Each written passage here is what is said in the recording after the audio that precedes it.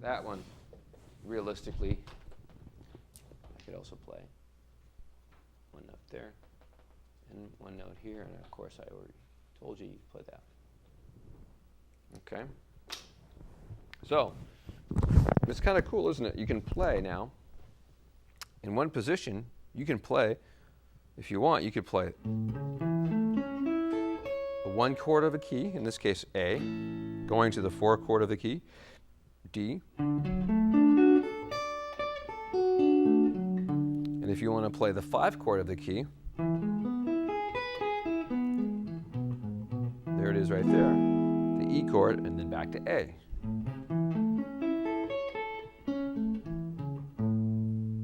Okay, so you've got pretty much melodies now that can be expressed more completely through triads, because the triads will give you the sound of the harmony right away in your soloing. Up till now, we haven't really talked too much about triads. We haven't talked about arpeggios. We've just been talking about scales. And scales are great, and they have a lot of useful application, but they tend to sound more linear, up and down patterns like this. Right? But triads right away give your playing more shape and more character up and down the harmony. And so you want to blend triads in to your scale playing as well. It gives your playing more variety.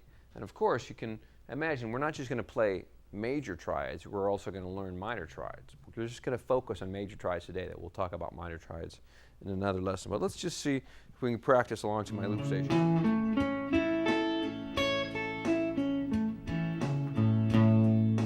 Let's try that again. 1, 2, 3, 4.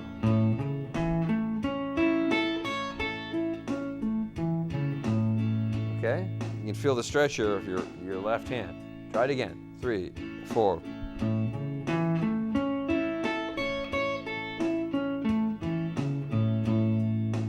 Okay? Now, let's just go ahead now and move this shape up to the next position of A that we learned, right over here. Okay? So, I'm going to put you up here at the 9th position. Okay? And I'm going to play this one like this. 1, 2, 3, 4.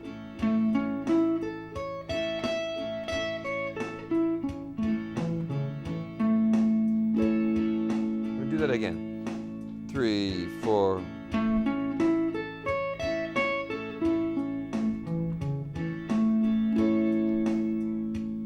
Okay, one more time. 2, 3, 4.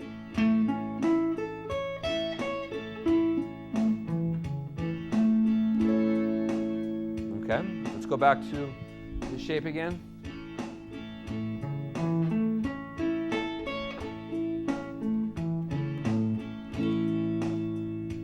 Okay, let's go ahead and take a look at this one now.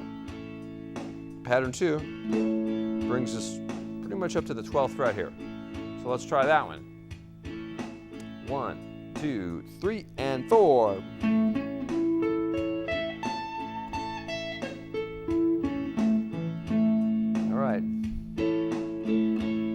One more time, do it again.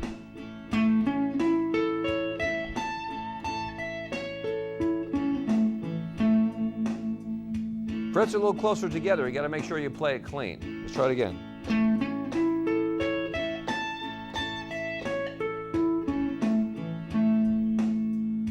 Okay, so let's go back to back now. Here we go.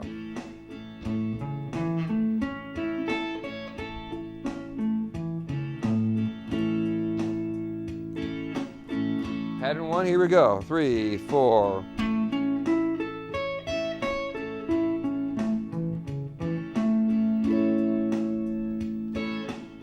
Pattern 2, 3, 4.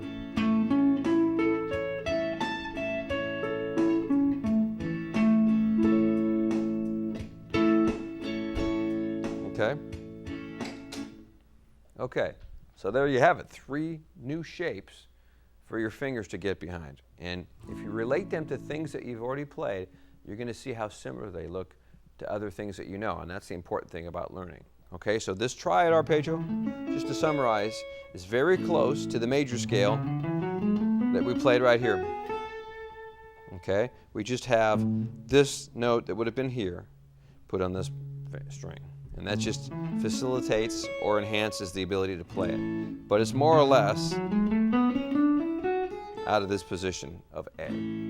Okay, so pattern 4, and then pattern 1 right over here is exactly in the position of the chord that you would have played and the scale that would fit on top of that. The triad. Okay, so that's really easy to remember that one. And then finally, pattern 2 is very much like the scale that you'd play here, but just like the other situation down here with this scale, we put the third, instead of here, we put it here so we can enhance the picking part of it. But all the rest of it is in this particular position. So really, it just goes higher out of the position to play the octave. Okay.